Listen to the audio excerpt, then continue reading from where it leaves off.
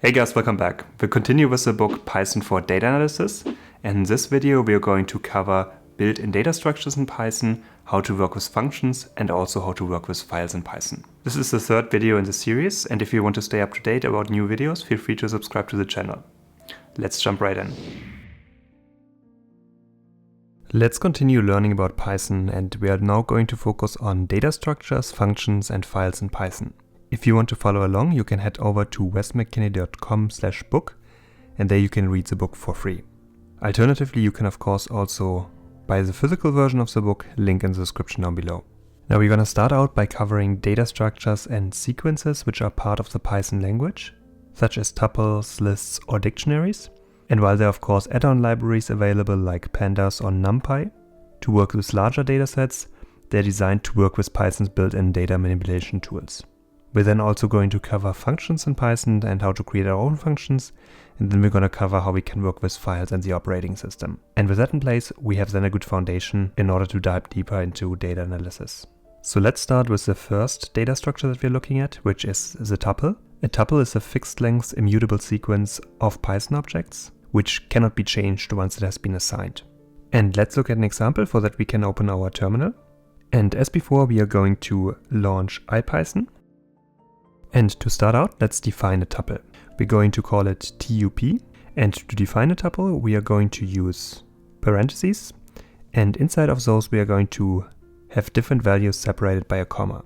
And that's going to define a tuple. Now if we type in the name, tup, we can see that this returns our tuple that we just created. Now we can take any sequence or iterator and convert it into a tuple by using the tuple keyword. For that we can write tuple, and then inside of the tuple we can pass a value, for example a list, and this is going to take that list and turn it into a tuple.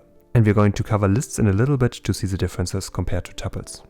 Now we can do the same with a string, since the string is also iterable. So if we pass a string as an argument to our tuple method, and we then have a look at our tuple, we can see that a tuple has been created, which consists of the individual characters of our string.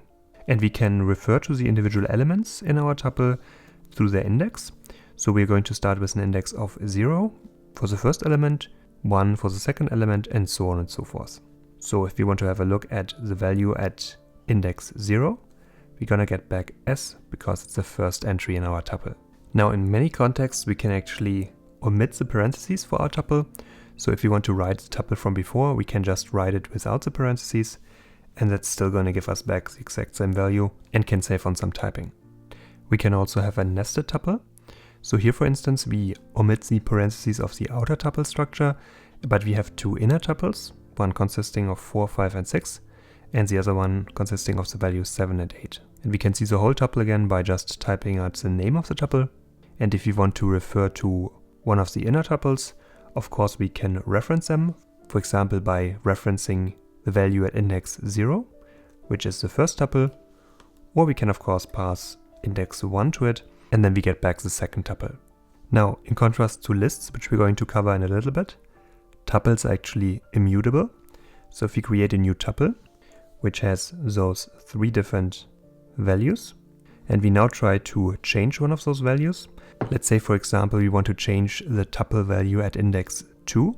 So that would be 0, 1, 2, the Boolean value true. And let's say we want to change that to false. When we try to do that, we're going to get a type error. And the error message tells us that our tuple object does not support item assignment. And that means that the tuple can actually not be changed once it has been created. Now if we have a tuple like this, 4, 5, and 6, we can unpack the different values, meaning we can take our tuple and we can assign the individual values inside of our tuple to individual variables in order to then do some computations. So for example, let's say we want to assign those values, 4, 5, and 6, to individual variables. In that case, we can type out the variables separated by a comma, for example a, b, and c, and then we can assign our tuple to those 3 variables. Now when we do that, we can have a look at the values, for example at value b, and we can see that b now has a value of 5, c would have a value of 6 because it's the third value here, and a has a value of 4. And this approach can also be useful if you want to swap some values. So for example, let's say we're going to define variables a and b with a value of 1 and 2. We can see a now has a value of 1 and b has a value of 2. If we want to swap the values, we could simply say b, a, and then switch it with the previous values of a and b.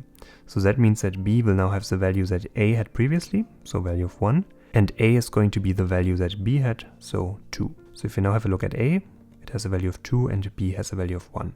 There are some methods available that we can use with tuples, and if we want to count, for instance, how many times the number 2 occurs inside of the tuple, we can go ahead and we can call count on our tuple, and we can pass the value that we want to check for, so in this case the value 2. Now this is going to count how many times 2 is going to occur in our tuple, and here we can see 2 occurs 4 times inside of the tuple. And that's going to be very useful when we dive deeper into data analysis. The next data structure we're looking at are lists. Lists are quite similar to tuples, since they also contain a sequence of Python objects. But in contrast to tuples, lists are variable in length and they're mutable, meaning the values inside of a list can be changed. Let's have a look at an example. We can open up our terminal and define a new list. In contrast to tuples, values inside of a list are listed inside of brackets. So here we have a list with 4 different values. And we saw before that we can turn lists into tuples, and we can also do the reverse. So here we have a tuple with 3 different values, and we can use the list function and pass the tuple as an argument to it in order to turn a tuple into a list. So if we take a look at the values of blist now, we can see our tuple here has been turned into a list. Similar to tuples, we can also have a look at the different values inside of the list by referencing the index. So for example, index at position 0 would be a value of foo.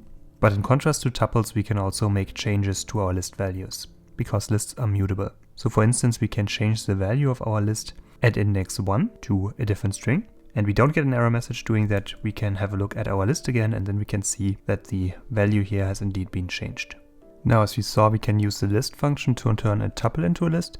We can also do that with other iterators. For instance, if we have a range that includes the values from 0 up to but not including 10, we can then go ahead and turn that range into a list by calling list and passing the range to it, and this gives us back a list of those values. Now we can also add values to the list by using the append method and passing whatever object we want to add to the end of the list. And then we can see that we just extended our list with the additional value. Now the append method is always going to add a value at the very end. If we want to insert an object at a specific position, we can instead use the insert method. And here we pass the index, so the position where we want to add that object, and then of course the object itself, so in this case the string red. Now if we take a look at our list again, we can see that indeed at index 1, so it's the second position, we just inserted our additional string. Of course we can also remove values. In that case we would say we are going to use the pop method. And if we just add pop without any additional argument, then it's just going to remove the very last value of our list. But we can also decide to pass a certain index as an argument, and then the value at that specific index will be removed. So in this case here we can see the value at index 2, so the third position here, has been removed and returned to us. And if we now have a look at our list again, we can see that we indeed removed those values, and we just have 3 objects remaining inside of our list.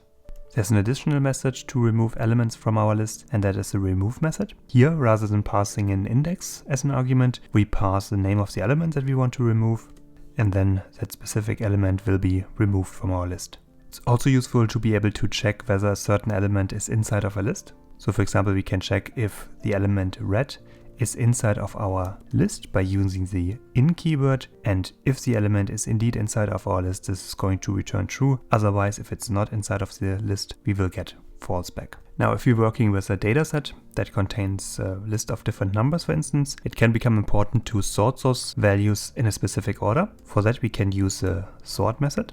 And by default, this is going to sort in ascending order, so starting from the smallest element all the way up to the largest element. But we can also sort based on other criteria. For instance, if we have a list of strings, like this one here, we can decide to sort this list, and we can specify that the key we want to sort by should be the length of the different elements. And looking at that, we can then see that indeed our list is sorted based on the length of each of the individual elements inside of that list. We can also decide to just have a look at part of our list. So for instance, if we have a list sequence here, we can use something called slicing in order to decide which kind of elements inside of our list we want to look at. For that, we would pass the starting index, so index 1, which would be 2. then a colon, and then the ending index, which is index 5, which would be 6 in this case, and that is exclusive. So if we look at that, we can see that we get back the values 2, 3, 7, and 5, which is the starting index, and then goes all the way up, but not including the ending index that we provide. We can of course also decide to start at the beginning of our list, or as a shorthand, we can simply, when we start from the very beginning, from 0, we can just remove that and simply write colon and then the index up to which but not including we want to go. And this is going to go from the beginning of the list all the way up to the value but not including the upper bound. And we can also pass a negative index. That simply means that rather than starting from the beginning, we would start from the end. And then we basically start from position -4 all the way up to the end. So here's a visual representation. We have the string hello exclamation mark. And of course we start at the index 0, 1 all the way up to 5. And in reverse notation we would say that the last element has an index of -1, -2 and so on and so forth all the way up to -6 for the first element. And then we can use slicing again to slice part of that string using the starting position and then the upper bound, which is exclusive, to get substrings of our main string.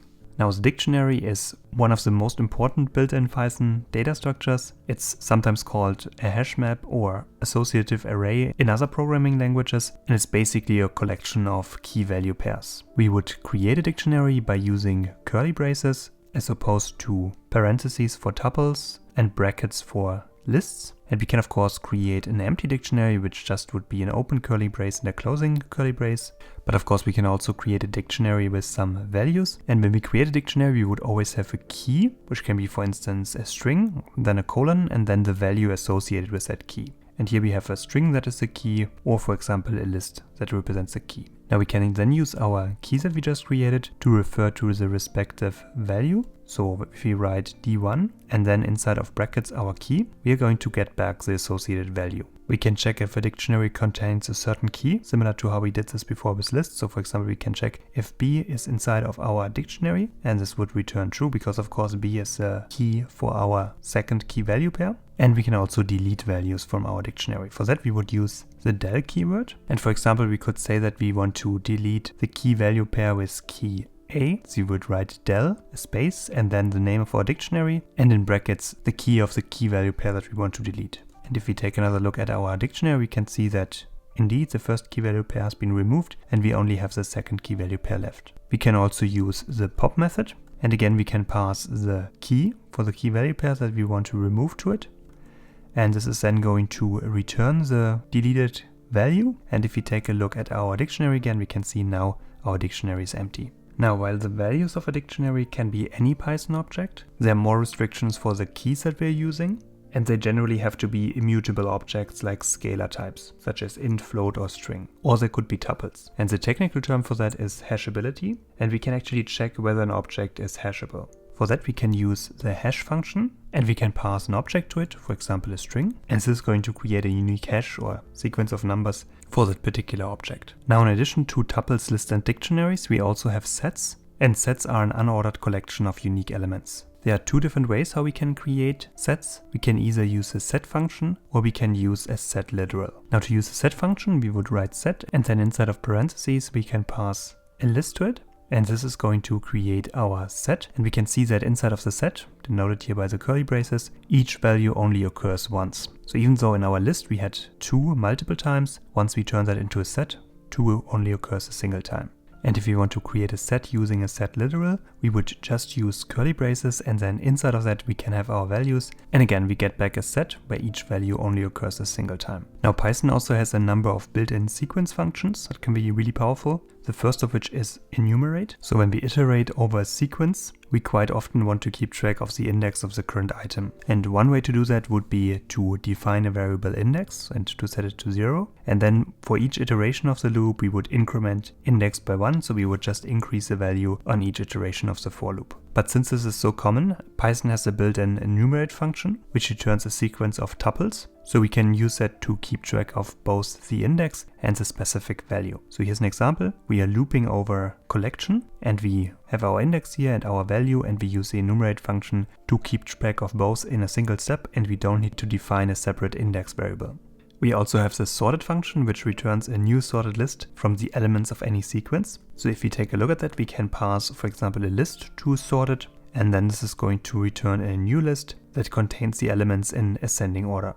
There's also the zip function, which pairs up the elements of a number of lists, tuples, or other sequences in order to create a list of tuples. So if we have two lists, for example, sequence 1 and sequence 2, which have the same number of elements, we can use the zip function and pass both lists as arguments to it to create a new variable zipped. And then we can use the list function and pass zipped to it.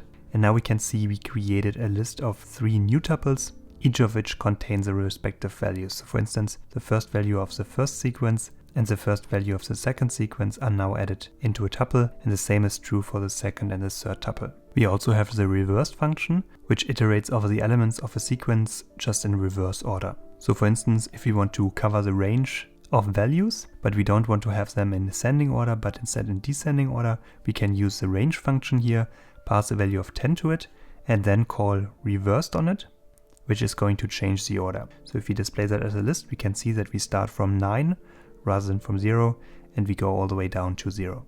As a bit of a more advanced feature, we can use list, set, and dictionary comprehensions. And we can use, for example, list comprehension to form a new list by filtering the elements of a collection using a very compact and concise expression. So let's look at an example. We can have the list strings here, for instance, with a number of different strings. And we can use a list comprehension by using brackets. And inside of that, we are going to say that we want to loop over all elements inside of our strings list. And we want to include all elements that have a length greater than 2, and we want to display them in uppercase. So if we do that, we get back a list of those 4 values, which are the values in our strings list that have 3 or more characters, and those strings are then displayed in uppercase. We could achieve the same by using a for loop and an if statement, but this is just a more concise way to do this. And the same approach can be taken for sets and for dictionaries. Now the next important aspect we're going to cover are functions. Whenever we have some code that's repeating, then we typically want to use functions. And our functions not only help us to avoid repeating the same code over and over again, but they can also help to make our code more readable by providing a name to a group of Python statements. Now, in order to define a function, we would use the def keyword. After that, we would add the name of the function, for example, my function. Then inside of parentheses, we have arguments, but it's also possible to create functions without arguments. And after that, we have a colon. And then inside of our function, we would do whatever operation our function should perform. So we could say that we want to add the 2 arguments passed to our function, and we would use the return keyword in order to return this. That means that our function is going to add those 2 arguments provided, and then it's going to return this as a return value of our function. Now, once we defined our function like this, we can then use our function. For that, we would use the function name, and then we would pass the arguments to it, for example 1 and 2, and by doing that we are then going to perform whatever operation is defined inside of our function. So in this case we would add the 2 numbers, in our case 1 and 2, and then return the sum. So here we get back a value of 3, which of course is the returned value of adding 1 and 2 together. And we can save the return value inside of a variable, so here we are saving it inside of result, and then at a later point we could access whatever the return value of that function is. We can also have multiple return statements inside of our function, or we can decide to not use a return statement, in which case when Python reaches the end of the function, it will automatically return none if no additional return statement is provided. So here we have a simple function that's simply going to print out whatever argument we provide, and we don't have any additional return statement. So if we now go ahead and we call our function, passing the string hello to it and saving the return value in result, we can see that first of all, when our function is called, it's going to print out hello as defined in our function. But now if we want to have a look at the result itself and print it out, we can see that it has a value of none. And that's because what was returned from this function when we called it was actually none, because we don't have a return statement inside of our function. Now each function we work with can have positional arguments, which would simply be the arguments that we add as we did before, for example x and y, but it can also have keyword arguments. We saw positional arguments already before, which are simply the arguments we provide, and based on the position, when we call our function, those values would be associated with the respective arguments here. But we can also work with keyword arguments, and they are most commonly used to specify default values or optional arguments. Here, for instance, we have a third argument, which is optional because we have an equal sign and we provide a default value. So we can decide to call our function with just 2 arguments, in which case for the third argument the default value will be used, or we could provide 3 different arguments and then the third argument would override the default value. So as an example, we can call our function myFunction. We have 2 positional arguments and our keyword arguments. In this case, we provide a different value than the default value, and so we get that value back. But we could, for example, also call our function with just 2 arguments, in which case x and y here inside of our function definition would be set to 10 and 20 respectively, and for this third argument the default value would be used. Now when we work with functions, namespaces, scope and local functions are very important. In general, functions can access variables which are created inside the function as well as those which are outside of the function in a higher scope. And an alternative way to speaking about scope in Python is a namespace. So any variable that is assigned within a function is by default assigned to the local namespace. So if we look at this function here, for instance, we have a list A which is empty. And when we call the function, an empty list A is created, and then we're going to add 5 values to our list, and then when the function execution is done, the variable A is destroyed because it just existed inside the scope of the specific function. But if we instead define our list outside of our function, in the global scope, and then we define our function definition to that outer scope, and thereby reference the list that we defined previously. And now we could go ahead and we can see that A initially is an empty list, but if we now call our function is actually going to append values to our list. So if we call func and then we have another look at our list, we can see that now our list has 5 different values added to it. And of course we could repeat that again by calling func again, having another look at A, and now we can see that we added additional elements to our list. We can also return multiple values from a function. Here, for instance, we define a function f, and that function is going to return 3 different values, which are separated by a comma. So we could, for example, call our function and then assign those 3 return values to 3 respective individual variables. And now we can simply reference them. In this case, A is set to 5, B to 6, and C to 7. Now Python also supports anonymous or lambda functions, and that allows us to write a function without a name in a shorter, abbreviated way. So if we, for example, have such a function here, which is going to return an argument multiplied by 2, we can express the same as a lambda function in a shorter way. So here we would use the lambda keyword, provide the argument, a colon, then we can simply say we're going to multiply that argument by 2, and the return value is going to be assigned to a certain variable. And that is basically the same as using this function up here. Now when we work a lot with Python, then of course eventually we are going to have to deal with errors, and error and exception handling is an important aspect of Python. And we saw some examples of errors before. For example, if you want to turn a string into a float, that is possible if the string actually corresponds to a float. But if we try to change a string to a float that cannot be converted, for example the string something, we would actually get a value error in this case because it's not possible to convert the string to a float. And in order to avoid running into those errors, we can use something called a try except block, which is going to check whether a certain action can be taken, and only if that's possible without an error, we are then actually going to do that.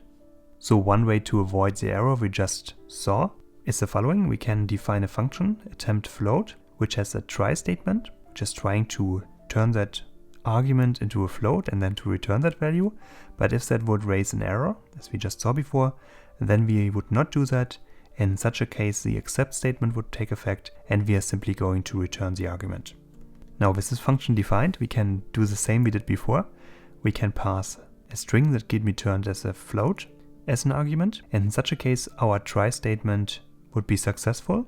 So we can actually turn this string here into a float. So that would be returned and that's exactly the output we'll get. But if we try to pass an argument that cannot be turned into a float, we don't encounter the error. In such a case, we would use the try statement here to see whether we can actually turn that argument into a float, which won't be possible in this case. And therefore the except statement will be executed and we are simply going to return the argument. So in this case, something will be returned and we don't raise an error. We can also use Python to work with files and with our operating system. We are mostly going to use higher level tools such as pandas in order to read data, but it's still important to understand the basics of how we can work with files in Python. And in order to actually open a file, we first need to have the path to that specific file, so that would be the directory or the location of the specific file, for example, a text file. And then we can use the open function and we can pass the path as an argument, so where the file is, and also the encoding to it and store that in a variable.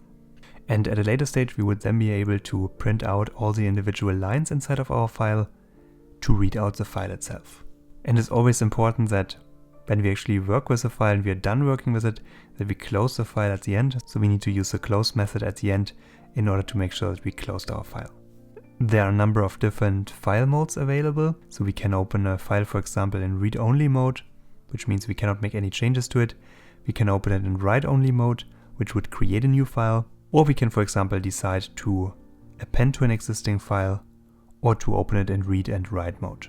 And there are a number of important Python file methods and attributes. So for example, there's a read method which can be used to read out a file. We can use readable, which returns a Boolean value, true or false, if the file supports the read operation. And we can do the same, for example, in order to write a file or to check whether a file is writable.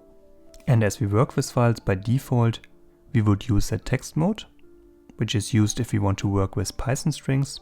But in contrast to that, we can also open files in binary mode, which we can do by appending a b to the file mode. So in such a case, we would use our open function here, add the path to it, and then when we specify the mode, we would add a b so that we make sure that we, in this case, not only open it in read mode, but also in binary mode. We covered the basics of Python development, such as working with files, functions, and also built-in data types. With this foundation, we are now ready to work with NumPy, one of the most frequently used libraries for data analysis in Python. We're going to do that in the next video. Feel free to subscribe to the channel to not miss any videos, and see you guys in the next video.